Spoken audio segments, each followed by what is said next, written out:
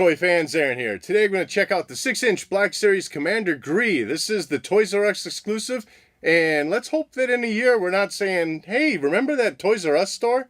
Anyways, let's check this figure out. Taking a first look at the packaging, this is of course in that red and black look. And really no surprises here, it's everything we expect to see, except I guess, we don't have the little Toys R Us exclusive logo, the sticker on it. No big deal. I really don't think any other retailer does that anyways for their exclusives. But at the bottom of this, you do, of course, have nice artwork of Commander Gree. Taking a look at the side, of course, no number for this since it is an exclusive. And then on the back side, get a brief description about Commander Gree. And taking this out of the packaging, overall, this is a great looking figure. I really love the way it looks. I do have one small problem with this figure, of course, and it's the same with the other clone troopers that have the battle, wear and tear on their gear, is that in this case, the helmet and also his calf and shoes don't have any of that battle wear on the painting of the figure. So here you got a, very clean figure on the head and on the feet, and then the rest of it, though, he's looked like he's seen some action. Really would have liked that to continue through the entire figure. But otherwise, going in on the head sculpt, it's looking really good there. I love the color of the green visor area of the helmet.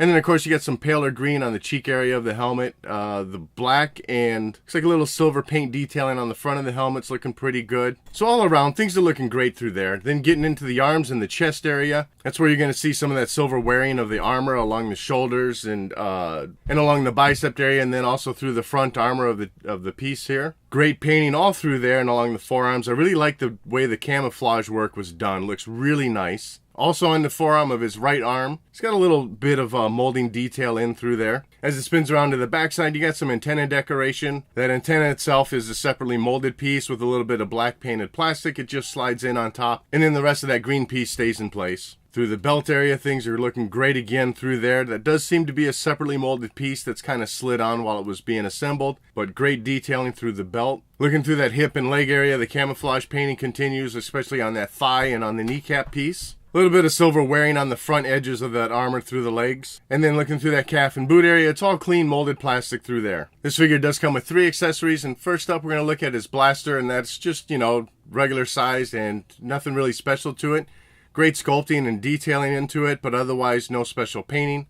The right hand of the figure is molded to have that trigger finger out so that he's able to hold the weapon. Second weapon the figure comes with is the heavy blaster rifle. Again, great sculpting and detailing in there, but otherwise no special painting to it or weathering.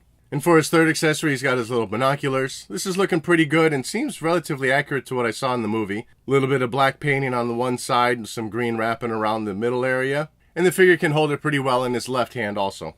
As for the articulation of the figure, that head does move side to side. No problem, a little bit tight on mine. And that head also goes forward and back at a pretty good range. One thing to note about this antenna piece is it does fall off pretty easy, especially when you're doing any head movement. Just something to keep an eye on so you don't lose it. Anyways, at the shoulder area, things are pretty limited through here because of these shoulder pieces. As with some of the figures, it goes in, but in this case, mine don't go inside or underneath this chest piece. So that's as far as you're going to get the elbows or the arms to go up. But he does have great range going around for both shoulders.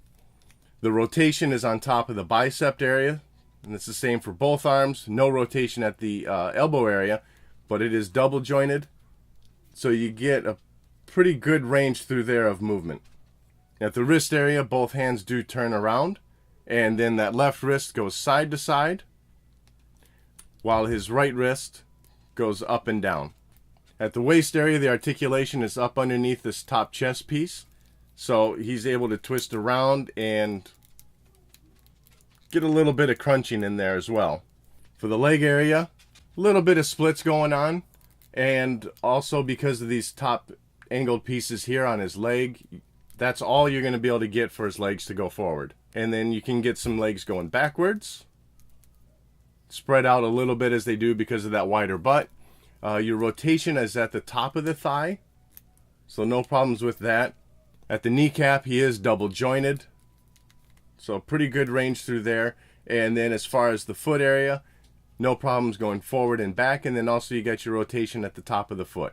So overall, this is a great looking figure. Yes, I know I made mention about the weathering not being consistent, but to me, it kind of is a small thing. On the grand scheme of things, this is still a great looking figure. It certainly stands out amongst the other clone troopers that were released in the line. And so that wraps up this look at the 6-inch Black Series Commander Gree. I'd love to know your thoughts on this figure in the comment section below. And as always, thanks for watching.